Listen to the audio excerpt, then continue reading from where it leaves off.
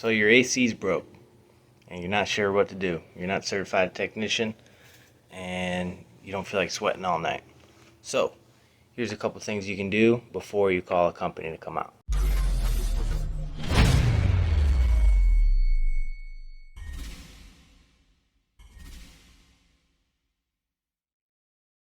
First, we're going to want to check the breaker panel. This could be on the side of your house, it could be in the garage, could be all. Just locate where the breakers are for the home. Usually it's with the main breaker. Could be anywhere though. So you're going to find it, and then this isn't really a good example because there's not a backing. It's over here, but it's not on there. You're just going to look for air handler, furnace, heater. That could all refer to the inside unit. And then the outside will probably either say condenser or just AC. So just go ahead and give those a flip off and then back on. Both of them, both for the inside and outside unit. And then see if that does it. If not, see you at the next step. Alrighty, so next, so all these units I'm showing are just scrap units. It's just easiest for me because I don't even have a split system in my home. So, so basically there'll be a little float switch like this on your unit. It could look a little different, but it's going to be something with two wires coming off it like this going up to the unit. What you're going to do is just pull the little top off and look in there, and if you see a lot of water and if the unit kicks on, then you know that's what it is. And all that means is the drain is clogged from outside to inside, and it's backing up and then overflowing into here and cutting the system, raising this little float and cutting the whole system off. So, bada boom. Alright, so next you're going to want to check your thermostat. If it has batteries and needs batteries, go ahead and check those. You just pull it from underneath like this. This one doesn't have any batteries. This is just a little diagram we made here, but so yeah, go ahead and replace the batteries in that, and then pop it back in, top first, and then see what happens.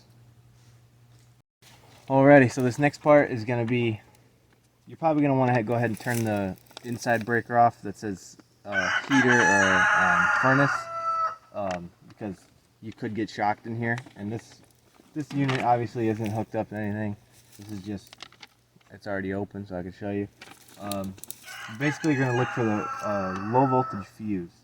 So it's up to you. I would say turn the unit off, but go ahead and open up the panel. Go ahead. This one's right here conveniently.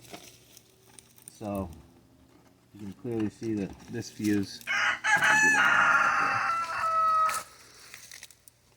that fuse right there is good. But if that fuse is blown, that is definitely your problem there.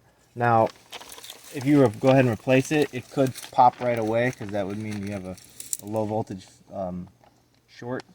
Or you might get lucky, it could have been from a power surge. You could replace that, boom, unit starts right back up. So you're also going to want to check your filters. Now that could be inside the unit, underneath of it.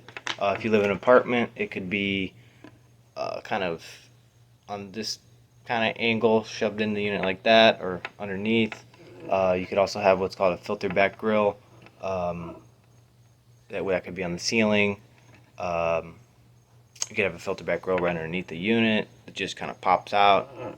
Just take a look at the filters, and if they're real dirty, then more than likely, like if it's extremely dirty, it basically throws off the pressures and it makes the coil too cold because not enough hot air can get across it, and end up icing up the system, and then you can get no air come out. Even though the coil itself is rock solid ice, you still get no air coming out of the vents because there's no air can get across it. So if that were the case, go ahead and turn the system off, leave the fan on for a couple hours. The good thing about that is you'd have a little bit of AC once some air starts to get through there while it's iced up. Also, if you know your system is iced up, after you take that filter out and it's too dirty and you just see some ice forming somewhere, if you have a heat pump, you can turn it into heat mode, not emergency heat, just heat mode, And what that does is it makes the inside hot when it normally gets cold, and the outside cold when it normally gets hot. So it just kind of switches the roles, and it'll defrost the coil a lot quicker than just waiting for it to defrost. It would take probably 4 or 5 hours to defrost with a straight cool, but with a heat pump, like we just did one today, defrosted in about 30 minutes. So it's much quicker. All right, I hope you found this video useful. If you have any questions, go ahead and ask me in the comments. If you live in the Orlando area and you couldn't figure it out with these steps, go ahead and give me a call, 407-900-8728. We're Infinite Air. We've been in business since 2017. It's just my brother and I. And yeah, we love what we do. Give us a call. We'll help you out. All right, take it easy.